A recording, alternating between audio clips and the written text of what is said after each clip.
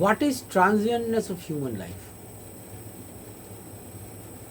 For that, first of all, what you have to understand is that what is the truth? Because the Advaita Vedanta starts with two basic propositions. Firstly, Aham Brahmasmi. That means I am Brahman. Secondly, Sat Chit Ananda, Satchidananda. Sat means truth, Chit means consciousness, and Ananda means happiness. No, it's not exactly happiness. The right term for it is bliss.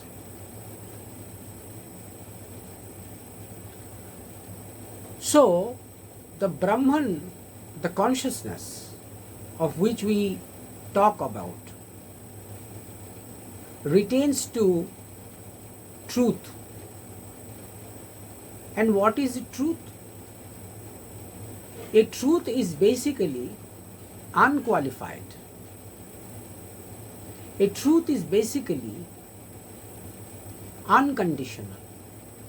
That means the truth never suffers from any change or decay. Not even a matter changes into energy and energy into matter, the physics of modern science what we tell about. It's not all about that. It's all about an unchanging phenomena. Cannot be called as a phenomena. And that is truth. So a truth is only realized, not experienced.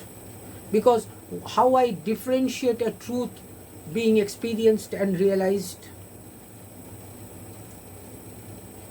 A truth,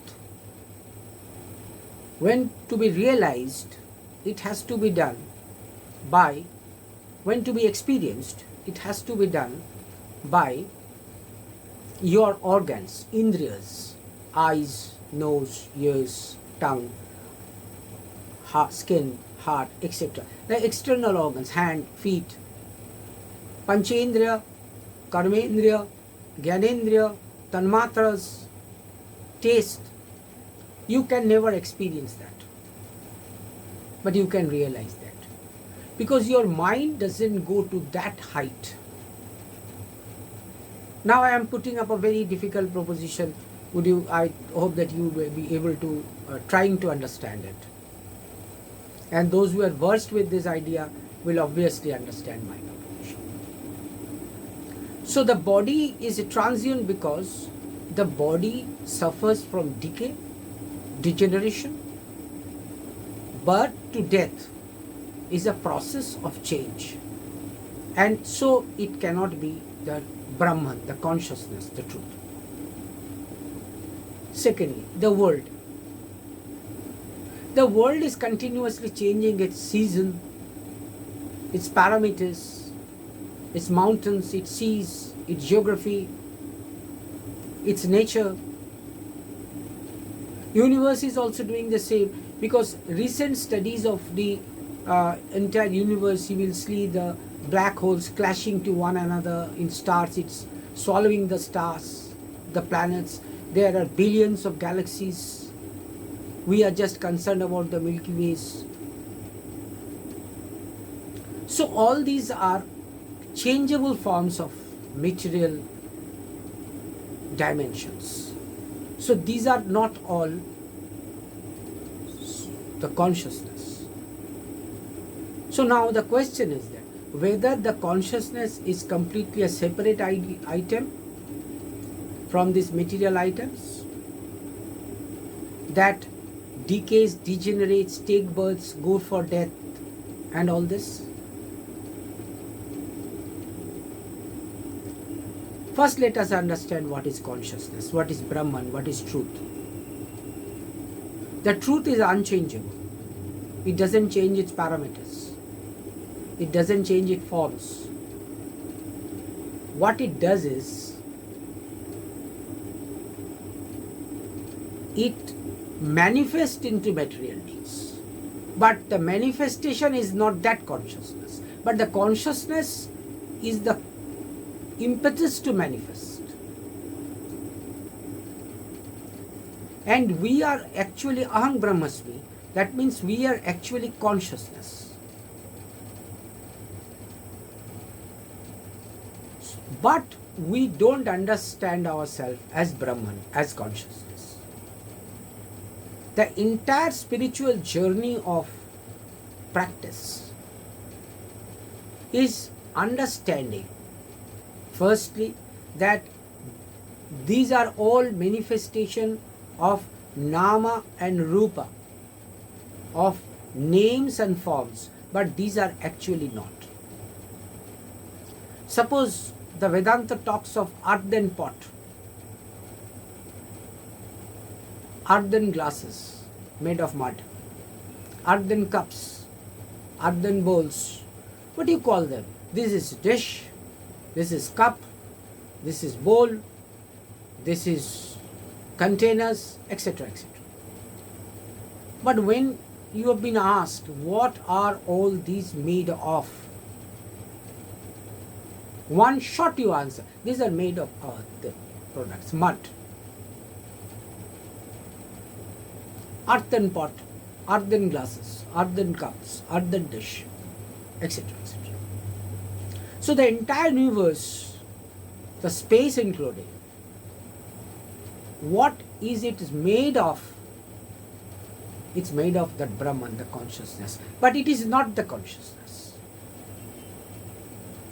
This is a unique paradox. It's a made of consciousness, but it's not of the consciousness. If you ask, this camera taking my speech, is this Brahman? Yes. Is this Brahman? I'll ask, which you are asking for? The camera. The simple answer is the camera is not Brahman, but it is of the Brahman. This is a finest intellectual discretion that you have to learn. First you have to understand this. First you have to accept it as a principle of life. That we are visiting this planet. We are for the time being. We will go, we will die, we leave this planet. Now next point that comes automatically, that I am not this body.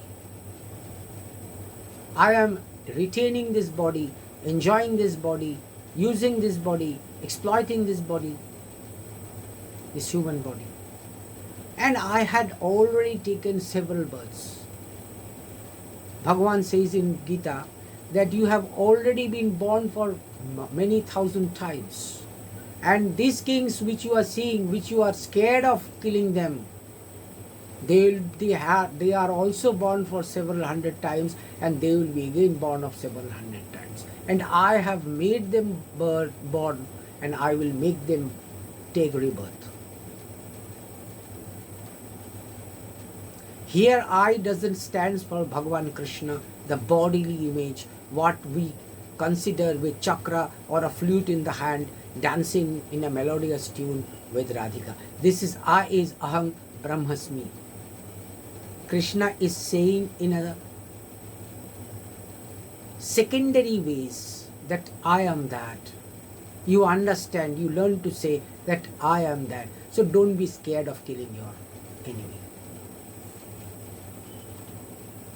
That gives you a sense of fearlessness. That gives you a sense of fearlessness. The fearlessness is the basic credo that you need to have in human life. Not desperation, but fearlessness. What is the basic foundation of the fearlessness? Oh, I have a very strong muscle. I have a big, great, gallant heart.